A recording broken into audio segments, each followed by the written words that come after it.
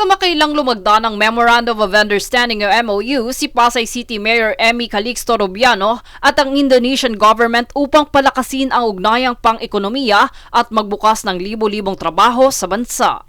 Ang nasabing kasunduan ay naglalaman ng multi-million-dollar investment mula sa komunidad ng mga negosyong Indonesian na inaasahang magbibigay ng malaking ambag sa paglago ng ekonomiya ng bansa. Ayon pa kay Mayor Emmy, inaasahang magdulot ang proyektong ito ng 6% pagtaas sa gross domestic product ng Pilipinas kasabay ang pagpapalakas sa lokal na ekonomiya ng Pasay City. At pag gumaganda ang ekonomiya, masustain po natin, mas marami tayong magagawang programa at proyekto para sa aking minamahal at taga-Pasay.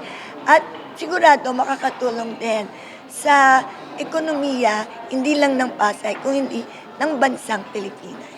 Ang nasabing kasunduan ay nagpapakita ng pangmatagalang ugnayan sa pagitan ng Pasay City at gobyerno ng Indonesia na naglalayong magtulungan sa pagsulong ng pagmatagalang kaunlaran.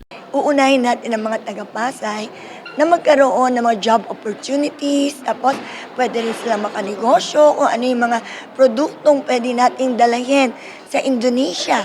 Binigyan din ni Mayor Emmy ang halaga ng mga sustainable development practices sa nasabing kasunduan na makapagdudulot ng pangmatagalang benepisyo para sa parehong bansa.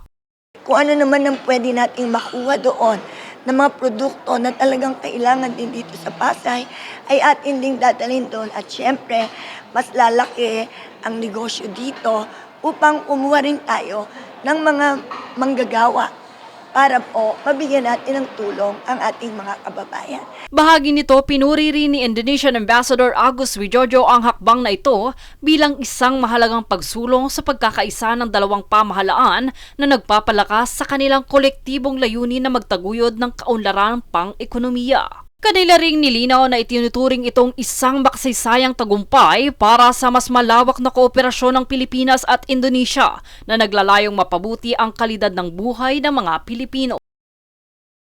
Jade Buhoy, nag-uulat para sa One Media Network.